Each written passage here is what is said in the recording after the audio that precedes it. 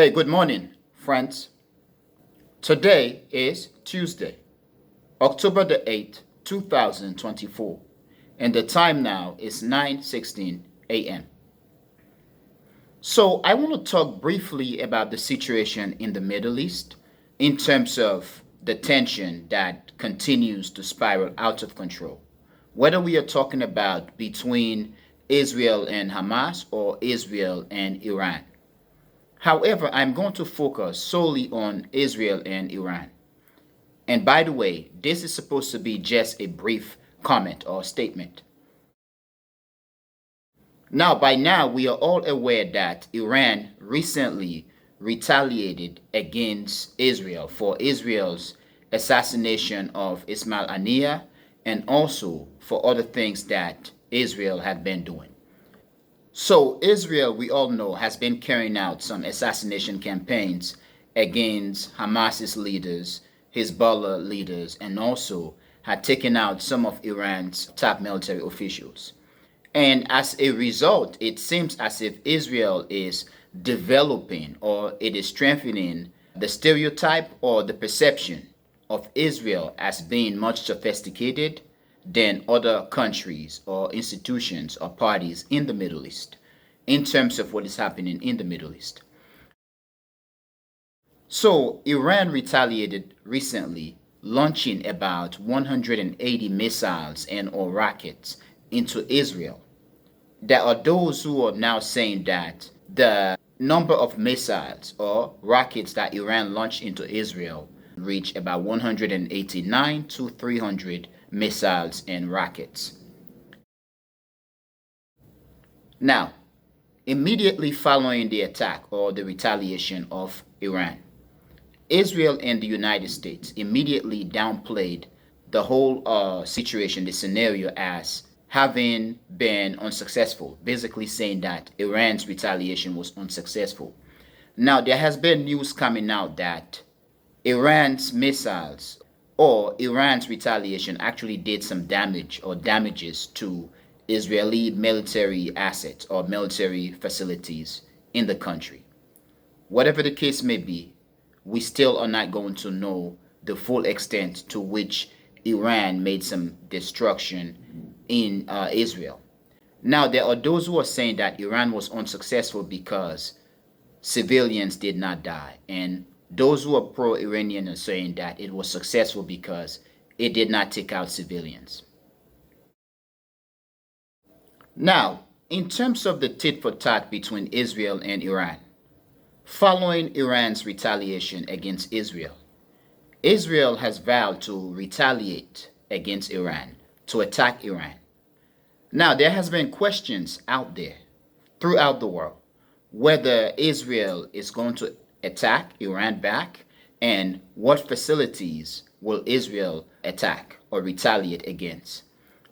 There has been talks and there continues to be talks about whether Israel is going to attack Iranian oil facilities and so on. Now, whether the case may be, it seems as if there are those in the West, most especially, and they are the ones who seems to be propagating the notion that Israel should attack, Israel would attack, or that Israel should attack Iranian oil facilities. It seems that these people, they are bloodthirsty. These people are nothing but warmongers. Now, there are a couple of implications or consequences from Israel attacking Iranian oil facilities. That basically could mean that the price of oil is going to skyrocket, especially if the facilities are destroyed completely. So, if Israel attacks and destroys Iran's oil facilities, it is going to be impactful on China, which in this case is going to also impact the production of goods and services that the world needs, most of which are coming now from China, especially goods.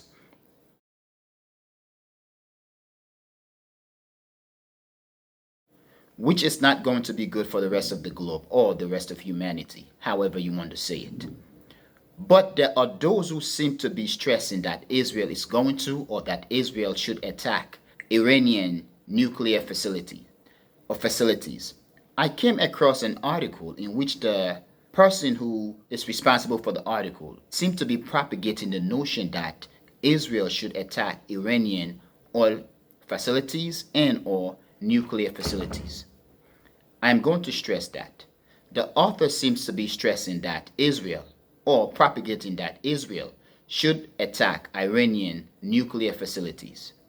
That is a stupid thing, and that is a very dangerous thing for humanity. Now, I am going to repeat.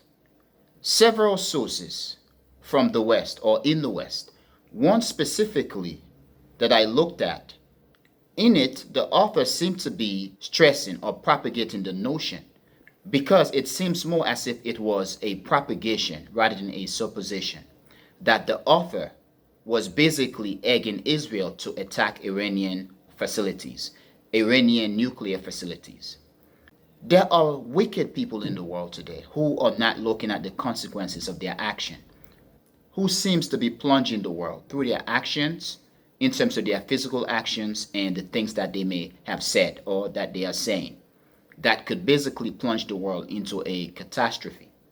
We have the situation in Russia where Western countries thought they were going to turn the Russian ruble into rubble, where Western countries also thought that they were going to destroy and defeat Russia and Vladimir Putin. Today, Ukraine is being destroyed and defeated. There are those same people who are trying to go to war against China. Now they are basically, seems to be egging Israel to attack Iranian nuclear facility or facilities. That is inhumane. Now, in terms of Iran, Iran could retaliate, and God knows what Iran has.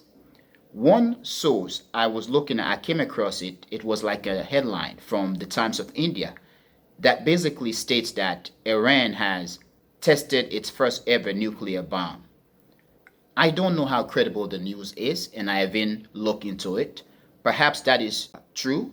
Now, as I am speaking right now, who knows? Perhaps Israel could have already attacked Iran back. Because things are transpiring throughout the world faster than we can release these videos. For example, I am doing these videos all by myself. I do not have a team right now. The time that it takes me to record the video, to edit the videos, and also to upload the videos, many things have occurred. To an extent, it seems as if I am releasing these videos much later, even though the current situation persists and there are consistent occurrences of most situations, whether relating to the current situations or not. So we are all over the place. Things are happening all over the place. We are bombarded by negative and positive occurrences throughout the world, especially those which are much more negative that are coming from the West or as a result of Western actions around the world.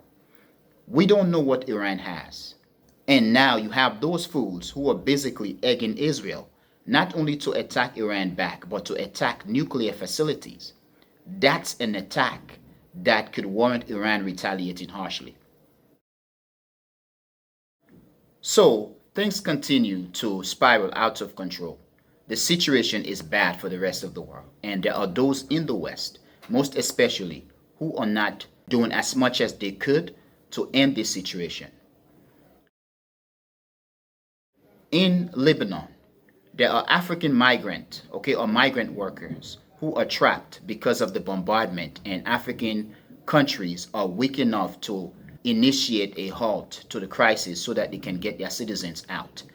And this shows the weakness of a continent of about 1.4 billion people. It shows how unimportant Africa and Africans are. Now, in terms of Iran, who knows what Iran has? Just because Iran has not tested a nuclear bomb before doesn't necessarily mean that they don't have it. We are in a world and at a time where we are much more sophisticated to test things digitally and then applied it in real time. Therefore, perhaps Iran could have tested a nuclear bomb digitally and have all the components to just assemble the bombs when necessary and when the time permits. Now, friends, I am going to end here.